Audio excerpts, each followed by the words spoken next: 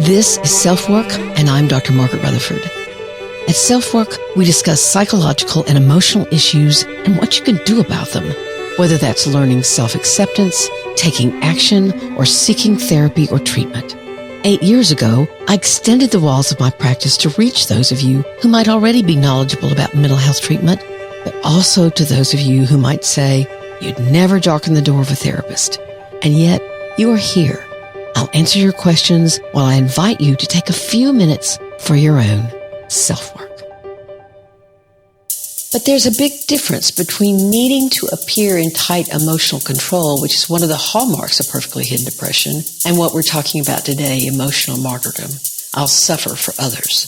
Someone who's perfectionistic in a destructive way, who's camouflaged behind emotional armor, isn't playing the victim. In fact, they're trying to avoid anyone catching on. Welcome to this week's edition of SelfWork.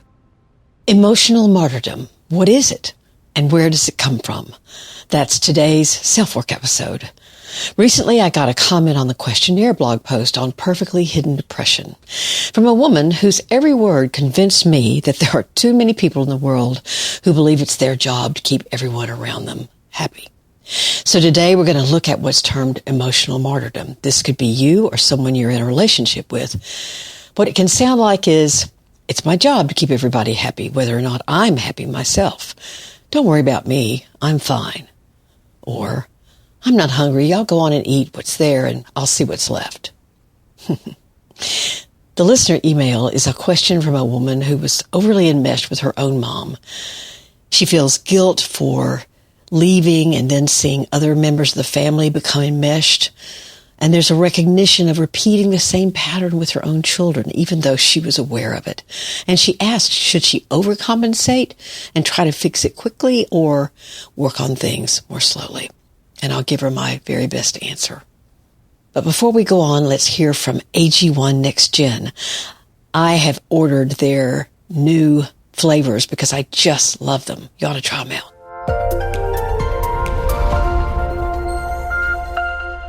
AG1 Next Gen, a daily health drink that's clinically shown to support gut health, starts my day off knowing that I'm taking action for my health and well-being. That one little scoop of powder, which now comes in 3 great new flavors, contains 75 ingredients that replace the need for your multivitamin or probiotics. It's got it all. All kinds of things happen at this time of year. Family gatherings, celebrating, giving, eating. It's all around you. It can also be a sad time of the year for many. And self-care isn't always at the top of your list. And so I'm being very careful to make sure I enjoy AG1 to fill the nutrition gaps that can happen. Even if you try really hard, between traveling and being away from following your regular habits, it can be difficult to make sure broccoli or cauliflower makes it into meal planning. It's great to have AG1 with me on trips as well, and their travel packs are newly designed to make them even easier to use. Here's all you want to do. Visit my link. That's to get your free welcome kit with an AG1 flavor sampler and a bottle of vitamin D3 plus K2 when you first subscribe. That's drinkag1.com/selfwork. drinkag1.com/selfwork. Just 1 scoop a day can make all the difference.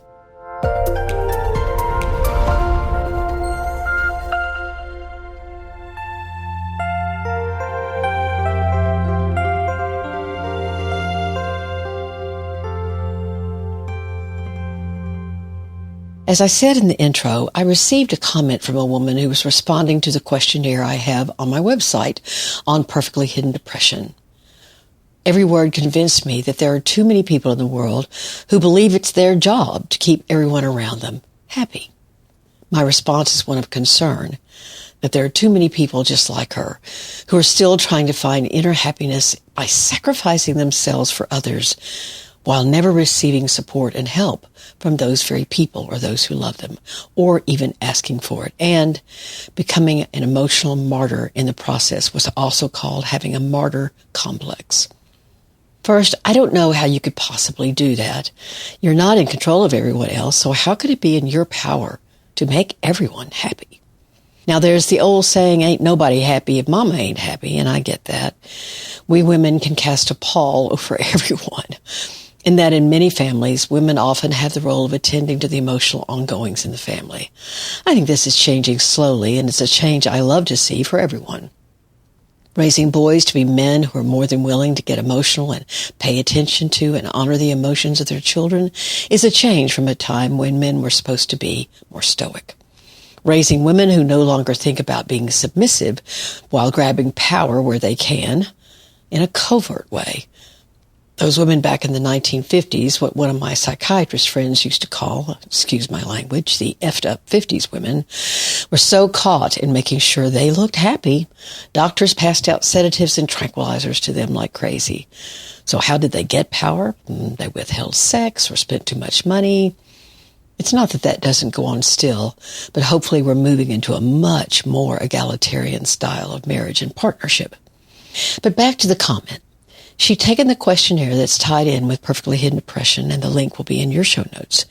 Here's what she said. I got 23 yes answers, and that's out of 23 questions, by the way. Back to her quote. I don't want other people to worry about me. I continue to look happy because that makes those around me happy. A false smile and a mask no one can see behind seems like happiness to those around me. People don't want to see sadness and misery all the time. It makes them sad. I like to think that I'm a very caring person. I will and almost always have put other people ahead of me because I feel like that's the only way I can be happy, when everyone around me is happy, and that makes it easier. Now, I understand that making others happy can make you happy. I get it. I've done it, been there. And I agree that it's absolutely a gift to have the skill to know what makes the people you love smile. But this takes me to a place to talk about self-sacrifice. Let's first define what healthy self-sacrifice is. Self-sacrifice, putting aside what may be important to you, whether it's rest or food or getting work done, is often a part of good parenting or just caring relationships. The ability to put others before yourself is honorable. It reflects integrity. Generosity, kindness, and taking responsibility are intricately interwoven with healthy sacrifice. Here are examples. You realize someone is busting at the seams to talk, so you take up your lunchtime listening even though you're late on a work assignment. You use your Saturday, your day off, to go help a friend that's moving his mother into a new apartment. That's kindness. You double the amount of food you cook for dinner, not so you'll have plenty of leftovers, but so you can take some to a neighbor whose husband is ill. That's generosity. And parenting can often feel like one opportunity after another to help your children feel important and loved. So you have to get up at 4:30 to get in a workout before your day begins all over again. That's the responsibility of being a good parent. All of those things and countless others are about self-sacrifice. In fact, my growing teenage son would frequently ask when he was that age, he would look at my plate with one more piece of chicken or a dollop of mashed potatoes and sweetly ask, Mom, do you really want that? Of course I'd say no. And then when he went to college, I told him I'd lost my diet plan. So just like so many traits, when you go overboard is when there's a problem.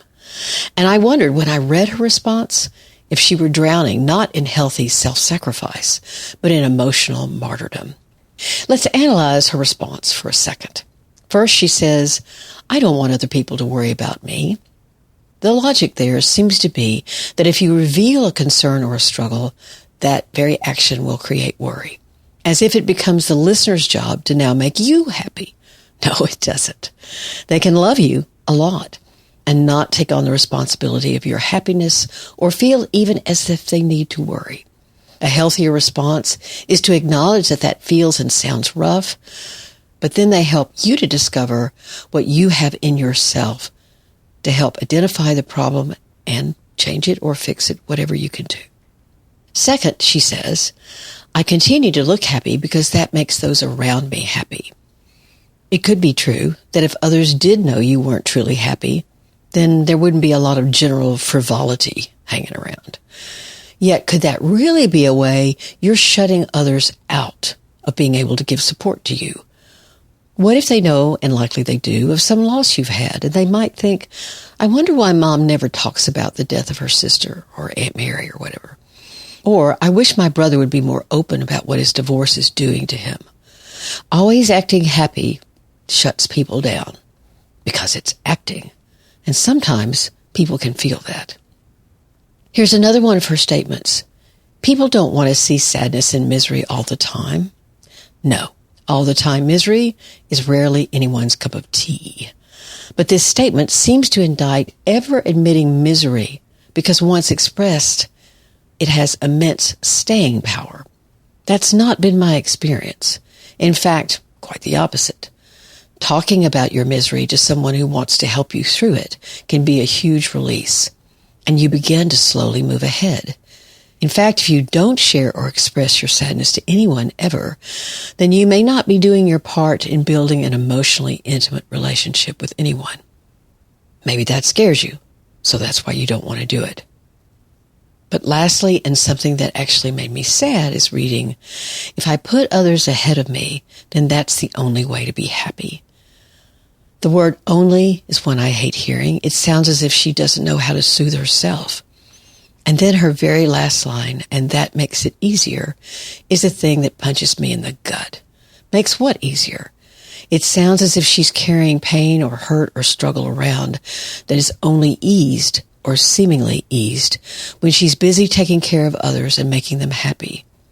Or at least they seem to be happy. It's as if her belief is that martyring herself for others, always putting others' needs or expectations before her own, will bring happiness to her. Now, knowing you've made willing sacrifices for others is a gift you give without conditions on that giving. You saw their need and you did your best to fulfill it. There's nothing wrong with that. That's being a good giver. But not knowing other ways to bring happiness into your life, the word martyr fits here, I'm afraid. No wonder she was drawn to take my questionnaire on perfectly hidden depression. So let's take a break, and we'll be back in just a moment. But there's a big difference between needing to appear in tight emotional control, which is one of the hallmarks of perfectly hidden depression, and what we're talking about today, emotional martyrdom. I'll suffer for others. Someone who's perfectionistic in a destructive way, who's camouflaged behind emotional armor, isn't playing the victim. In fact, they're trying to avoid anyone catching on to what their real struggle is. They certainly don't want to be seen as a victim. The difference here between emotional martyrdom and the tight emotional control of perfectly hidden depression is that the second person, the PhD person, doesn't complain or need attention to their sacrifice. They're more determined to make it all look easy. Let me offer an example. It's the person on the committee who actually does all the work for an upcoming fundraiser, saying just needs to get done, but then doesn't make it to the actual event because of sickness or exhaustion. It's the mom who refuses anyone's help for the Thanksgiving meal, but only eats a bite or two due to, I'm just so drained. You can hear the martyrdom. Now, you may be able to convince yourself, if you struggle with the tendency to emotionally martyr yourself, that you don't have any resentment toward others, even the very people whose expectations or needs you've put in front of your own. The irony here, of course, is that it's your need to martyr yourself that's really in charge here. Others may recognize it and not like it in you, but have given up trying to change you. Then they may withdraw from you so as to not have to deal with or give you a chance to play the martyr once again. That can certainly be perceived as abandonment by the martyr, or less dramatically, you can say to yourself that those withdrawing never appreciated me for what I did.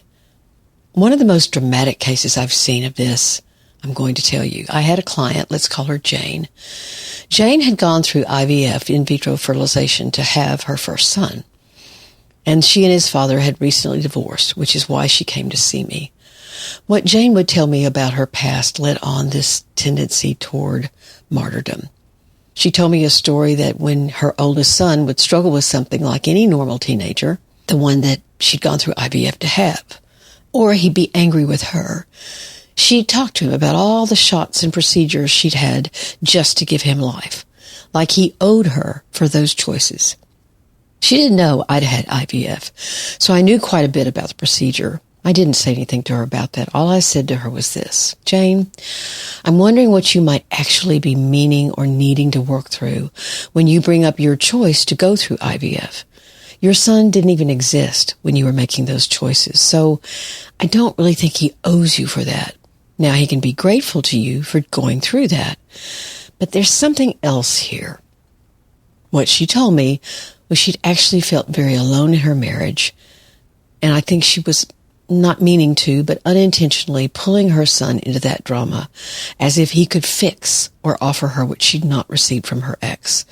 And there was a lot of anger and deep hurt in Jane that needed to be directed more toward those that had caused her that pain. She had not wanted a divorce, and she was living out a life that she had not chosen. So I tried to help her see that what she was trying to get from her son was really not his job. So basically, healthy self-sacrifice is a meaningful gift to give those you love. It's often something that brings you joy. It's a function of your generosity, your caring, your taking responsibility. But emotional martyrdom is far from that. Speak Pipe message from drmargaretrutherford.com. I'm the child of an enmeshed parent, but I've also done a lot of work separating and being independent, and unfortunately watching my siblings then having to take on the role that I abandoned and feeling a lot of guilt for that. But now I have children of my own, which is a big part of why I needed to get unenmeshed with my mother, so that I could take care of my kids. And now I'm seeing some enmeshment that I am perpetuating. And there's not a lot of resources that I can find about how to undo that. I guess I am asking what advice there is, because generic parenting stuff doesn't really tackle it. And I am worried about the damage I've already caused. Do I need to do this unenmeshing for my teenager gradually? Or do I need to do some overcompensating to help heal my kid? It sounds as if this woman has certainly done her research into what enmeshment is, when boundaries are extremely loose, especially between a parent and a child, so loose that their lives are usually highly intertwined in a way that makes it difficult for the child to grow up, leave home, and have their own life. But she's also seeing, with certainly some dismay, that she unconsciously may have created some enmeshment with her own teenager that she's now seeing more clearly. First, big congrats to this listener. This can be hard to detect, but the way to fix it isn't to overcompensate. When I've worked with parents who've made too many decisions, for example, for a child, have been their ever-present parent, whose own needs have surpassed the child's need for a separate life, there are definitely some steps to take, but it's not overcompensating. Because remember, the child may have formed more of a dependence on the parent as well. So the guidance comes from helping you separate, but helping them grow stronger in their own sense of self-confidence and self-identity. So to fix it is first to talk about it, to openly admit to them, hey, I think maybe something's wrong here. This is one suggestion. You could say, sometimes I feel that I've been too involved in your life, and maybe you turn to me when you could instead turn to friends or something like that. Whatever you can see there's a problem, then problem solve together. What would be one step that we could take, or better, you could take and then I could take, that would help you not be as dependent on me or not turn to me before you thought about something yourself? You can come up with some ideas and pick the easiest one to try and then give it a whirl. If the enmeshment goes pretty deep, you might put your child in therapy, telling the therapist in front of the child the dynamic that you see as a problem. Whatever you do, don't blame the child. Take the responsibility for this dynamic yourself. I do want to say, the fact that you realize this and are wanting to act to change it tells me that you're a good parent. We all make mistakes, every one of us. Admitting when you have, not saying I'm sorry, but not over-dramatizing it nor understating it will help your child immensely.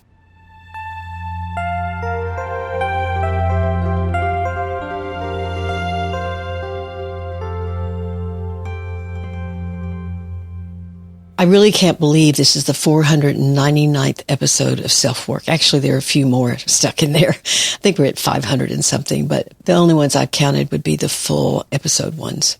So 500 will be next week. We have an outstanding interview from a host whose episodes are always ranked in the top 5 mental health episodes. He's Paul Gilmartin from the Mental Illness Happy Hour. He talks about his own struggles. He talks about his joys. He talks about his strengths. He talks about his victories and his losses. He had interviewed me several weeks ago or even months ago now, and I was so thrilled that he wanted to be on SelfWork. You'll learn a lot from him. He's a recovering alcoholic. He's a recovering womanizer, as he called himself, but he's a guy who wants you to know his story.